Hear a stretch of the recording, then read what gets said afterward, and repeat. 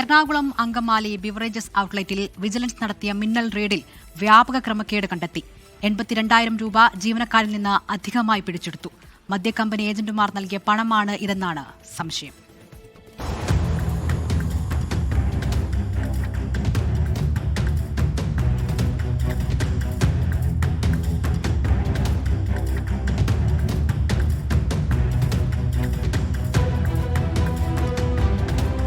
ഇന്നലെ രാത്രിയാണ് അങ്കമാലി അത്താണിയിലെ ബിവറേജസ് ഔട്ട്ലെറ്റിൽ വിജിലൻസിന്റെ മിന്നൽ റെയ്ഡ് നടന്നത്.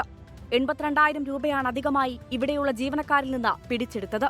മദ്യക്കമ്പനി ഏജന്റുമാർ നൽകിയ പണമെന്നാണ് കരുതുന്നത്. കൌണ്ടറിലുള്ള തുകയും ബില്ലും തമ്മിൽ 22,000 രൂപയുടെ വ്യത്യാസവും കണ്ടെത്തി. ജീവനക്കാരുടെ വാഹനങ്ങൾ ഉൾപ്പെടെ പരിശോധിച്ചു.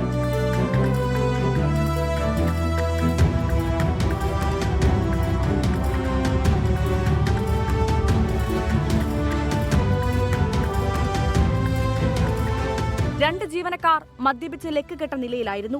Ernakulam vigilance unit inspector KN അനൂപിന്റെ നേതൃത്വത്തിലായിരുന്നു പരിശോധന.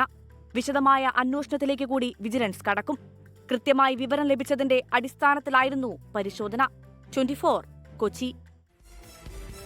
ലോകത്തെവിടെയായാലും ഏത് സമയത്തും 24 വാർത്തകളും ഓഗ്മെന്റഡ് റിയാലിറ്റി പാക്കേജുകളും എക്സ്പ്ലെയിനറുകളും വിശദമായി കാണാൻ ഞങ്ങളുടെ യൂട്യൂബ് ചാനൽ നിങ്ങൾക്ക് സബ്സ്ക്രൈബ് ചെയ്യാം.